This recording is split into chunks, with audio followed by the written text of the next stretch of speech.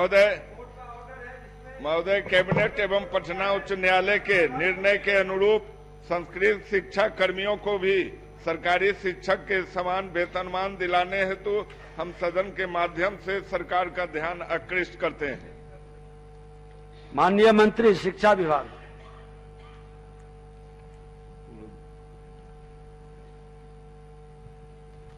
महोदय, यह सही है कि वर्ष 1990 में मंत्रिपरिषद द्वारा दिनांक 1 जनवरी 1990 के प्रभाव से प्रश्नगत विद्यालय के कर्मियों को सरकारी सेवकों की भांति वेतन एवं अन्य सुविधाएं प्रदान करने का निर्णय लिया गया था।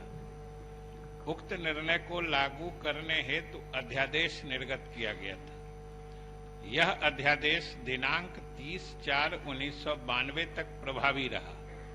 इस अवधि में प्रश्नगत विद्यालय के कर्मियों को सरकारी सेवकों की भांति वेतनादि के अलावा अन्य सुविधाएं भी प्रदान की गई।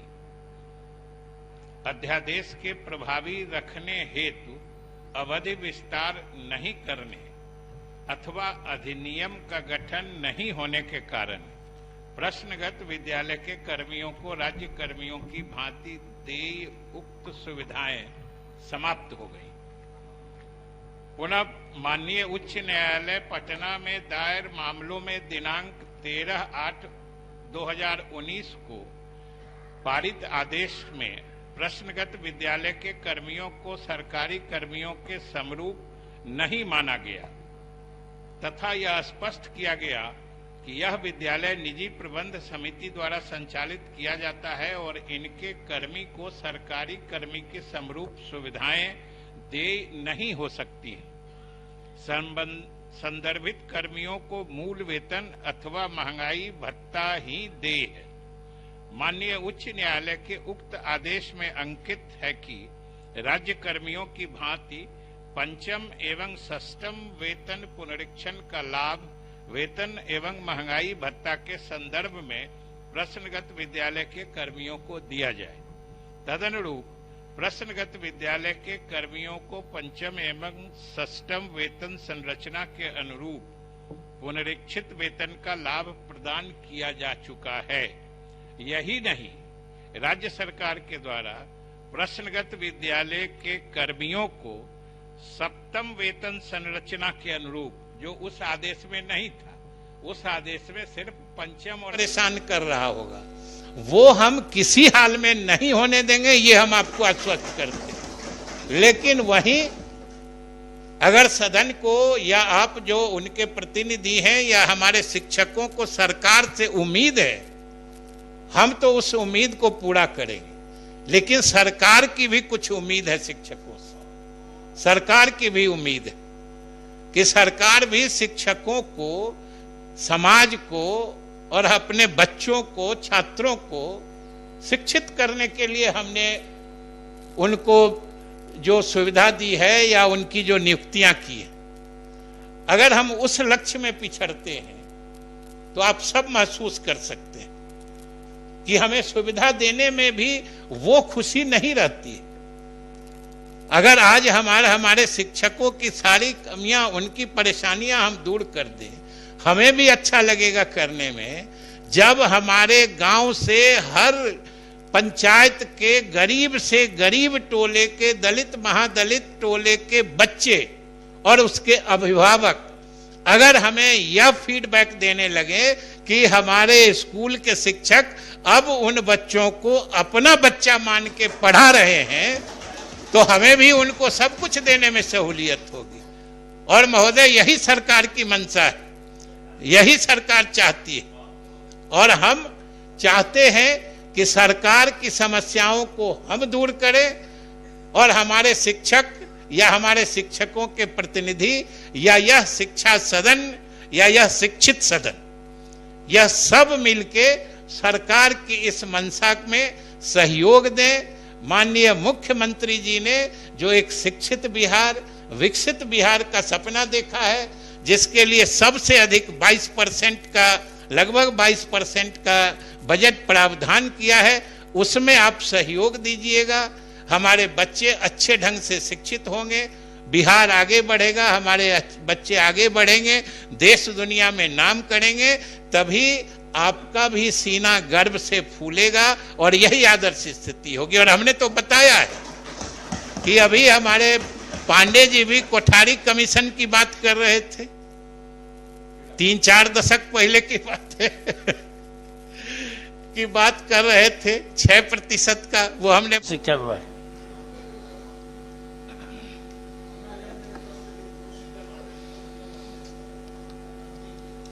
महोदय, वस्तु स्थिति यह है कि राज्य वेतन आयोग की अनुशंसा के आलोक में राजकीयकृत माध्यमिक एवं उच्च माध्यमिक विद्यालय के सहायक शिक्षकों एवं प्रधानाध्यापकों को अन्य राज्य कर्मियों की भांति 10 वर्ष, 20 वर्ष एवं 30 वर्ष की सेवा पूर्ण करने पर क्रमशः प्रथम, द्वितीय एवं तृतीय वित्तीय उन्नयन का लाभ देने का निर्णय सरकार द्वारा किया गया है। उल्लेखनीय है कि यह वित्तीय उन्नयन है, पदोन्नति नहीं है। खंड 2, वस्तु स्थिति यह है कि पंचायती राज संस्था एवं नगर निकाय संस्था अंतर्गत शिक्षक एवं पुस्तकालयाध्यक्ष के सेवा शर्तों के निर्धारण के लिए समिति का गठन किया गया था एवं उसकी अनुशंसा के आलोक में नई नियमावली 2020 अधिसूचित की गई, जिसमें प्रधानाध्यापक के पद पर प्रोन्नति का प्रावधान किया गया है। खंड 3, वस्तु स्थिति यह है कि पंचायती राज संस्था एवं नगर निकाय संस्था के अंतर्गत कार्यरत शिक्षकों के लिए निर्धारित सेवा शर्त में 10 वर्ष, 20 वर्ष एवं 30 वर्ष के उपरांत, महोदय जैसा कि हमने खंड 1 के ही उत्तर में कहा था, पदोन्नति देने का प्रावधान नहीं है। ठीक, सही है महोदय, वो 10 साल, 20 साल, 30 साल के बाद पदोन्नति का प्रावधान नहीं है, वित्तीय उन्नयन का प्रावधान है। प्रश्न में मैंने जरूर लिखा है, चूंकि नियोजित शिक्षकों को पदोन्नति दी गई है। मेरा यही मानना है महोदय कि जो शिक्षक +2 के शिक्षक 6 साल के बाद अगर प्रधानाध्यापक बन जाते हैं और जो शिक्षक 10 साल के माध्यमिक शिक्षक 10 साल के बाद अगर प्रधानाध्यापक बन जाते हैं तो उनको तो एक पदोन्नति का लाभ मिल जाता है, लेकिन जो बच गए, जो +2 के भी शिक्षक बच गए और जो माध्यमिक शिक्षक भी जो बच गए, उन्हें किसी तरह का कोई लाभ नहीं है। तो मेरा यही मानना है कि कम से यह विसंगति है, पदोन्नति का लाभ न दे सरकार, लेकिन कम से कम वित्तीय उन्नयन का लाभ तो 10 साल, 20 साल, 30 साल पर देने की कृपा करे। और क्या सरकार इसको देना चाहती है? सभापति महोदय, बस एक सवाल। अब आगे बढ़ने दीजिए। मंत्री महोदय ने इसको स्वीकारा है कि यह पदोन्नति नहीं है, वित्तीय उन्नयन, और राज्य कर्मियों की भांति माध्यमिक और उच्च माध्यमिक के नियमित शिक्षकों को यह लाभ दिया जा रहा है।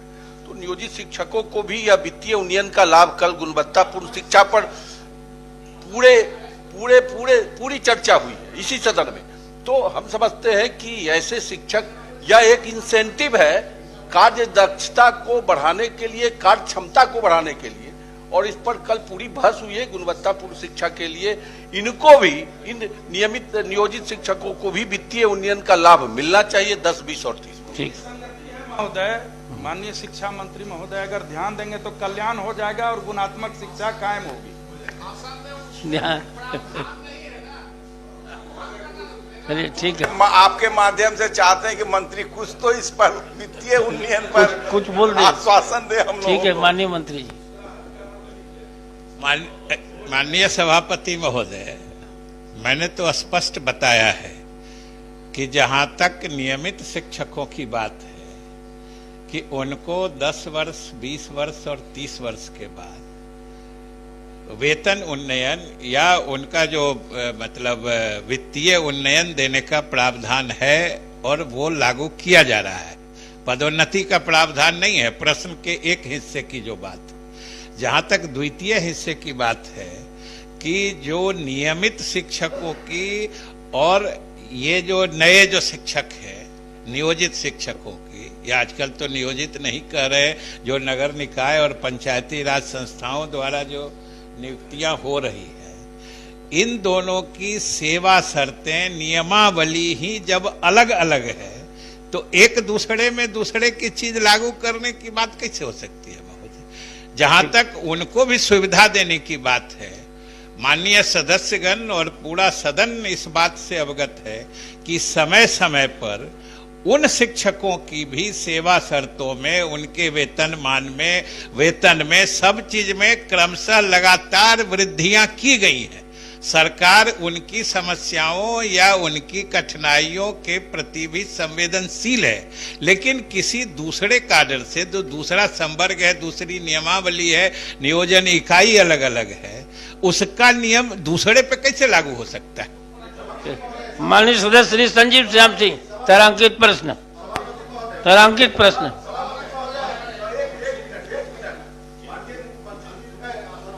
खुद स्वीकार किया है कि राज्य कर्मियों की भांति कर दीजिए सर, राज्य कर्मियों की भांति हम नियमित शिक्षकों को या वित्तीय उन्नयन का लाभ दे रहे हैं। ठीक। वहां भी यही सवाल बनता है कि उनके सेवा शर्त नियमावली अलग है, राज्य कर्मियों के और शिक्षकों के अलग है, तो यहाँ भी कहीं कोई बाधा नहीं है वित्तीय उन्नयन देने में। जब दो माननीय सदस्य संजीव श्याम सिंह।